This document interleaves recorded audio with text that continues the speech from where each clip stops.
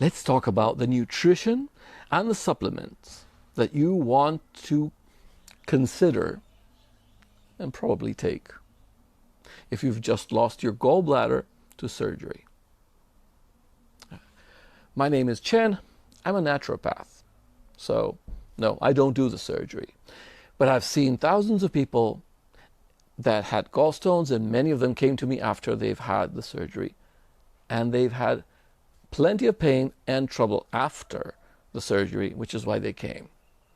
So I want to suggest in this video several tips that can, A, prevent a lot of the pain and discomfort and complications post-surgery, or at least reduce them greatly, because the surgery is, after all, an intervention that will leave you uncomfortable at best for a while.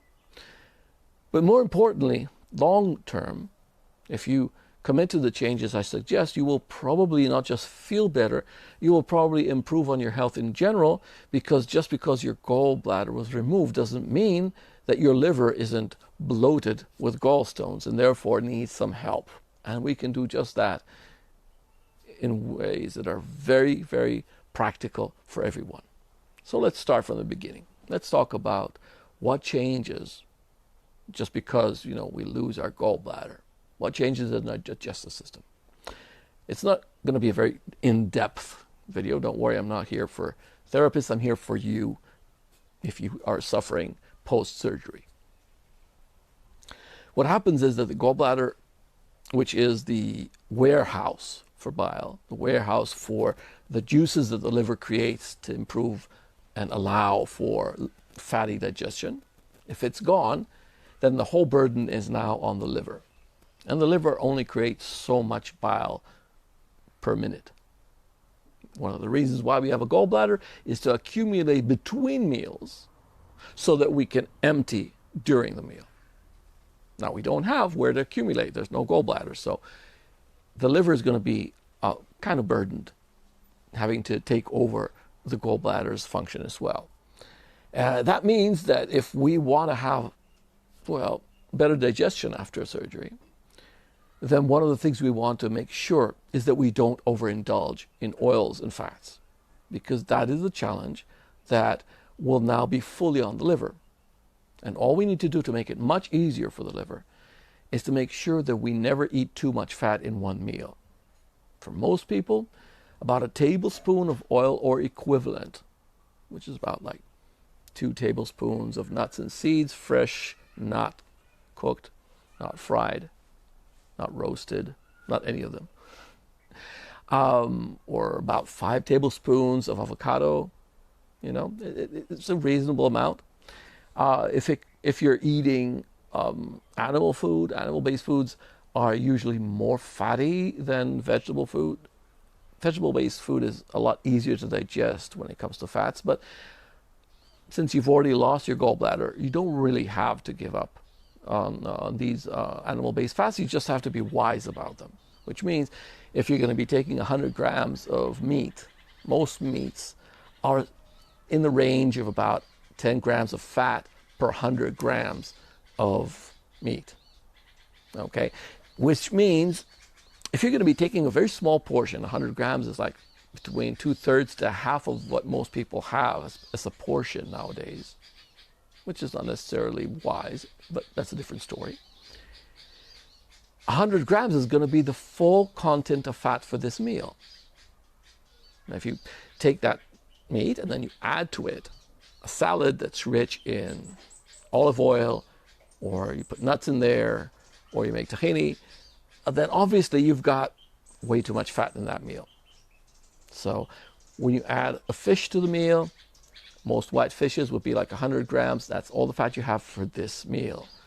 If you're talking about salmon, if you're talking about more fatty fish, then even 30 grams will be more than enough. So you just have to consider this factor when you're considering a meal. Now, this will feel limiting, but that's the price of losing your losing your gallbladder. But not just losing your gallbladder, by the way. Just the very fact that you were diagnosed with gallstones should have already, lit that warning light in your system saying, I am overeating fat, I'm taking too much, I'm using up a lot of my capacity to digest it, and I'm also burdening my blood vessels and my liver in general, and, well, very often probably overweight as well. So we do not want too much fat anyhow. I mean, even people that did not lose their gallbladders but have gallstones would always hear this from me. Stick to 10 grams per meal, 3 meals a day. That's more or less the average. Of course, it depends on your base weight, on your exercise routine, etc. But I'm talking to the masses right now. If you need a specific answer, you can always ask below. So, if we cut down on the fats, and if we have more vegetable-based oils and less animal-based fats, then very likely we will feel a hell of a lot less of challenge digesting the meal after the gallbladder surgery. Definitely during the first 3 months, but very likely long-term as well. So that's one aspect. Another aspect that helps move the bile along and helps the liver function better in that aspect is fiber. Having enough naturally found fiber. Don't look for added fiber. Just have whole grains, legumes, and lots of vegetables in your meals. And this helps flow the bile along. It helps drain the liver more efficiently, and it helps digest better as well. It also means that the food will be moving from the stomach to the digestive area of the fat slowly, which means less of a burden on the liver as well. So these two aspects, the fatty amount and the fiber amount, are usually very, very important. And you might want to consider another nugget. It's a little more challenging for most people, but I find that personally it does a wondrous job of making the system feel good. Find a way to live with the idea of not heating your oils. Creating ceviche for fish and just adding your oils to your plate when you serve the food rather than cooking with the oils makes a huge, huge difference for the system. It reduces the load on the liver, and it probably will help the gallstones inside the liver stones, not grow so much more. Remember, you still have gallstones inside your liver, and they can still do a lot of problems. They can still create havoc in the system by getting stuck in the ducts if they go beyond the 5 to 6 millimeters, which they can still do.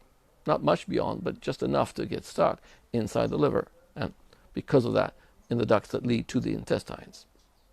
So, matter of fact, and I'm just placing it here, the fact that you lost your gallbladder does not mean you should not go ahead and do liver flushes until you clear out all those stones from the liver, because the liver is burdened. You can be sure of that. If you had gallstones, for every gallstone you have in your gallbladder, you have 1,000 little stones in your liver. That is a lot of stones, and it really burdens the function of the liver. And the liver is kind of the most unappreciated organ in our body in the 21st century, with all the toxicity everywhere.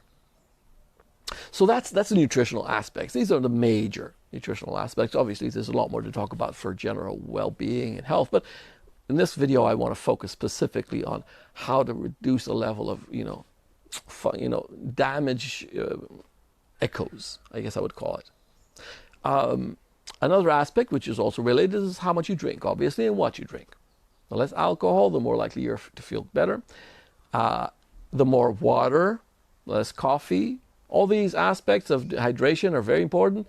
You want to make sure you're flowing water through your system. Gallstones prove that you have been drinking too little or drinking wrong.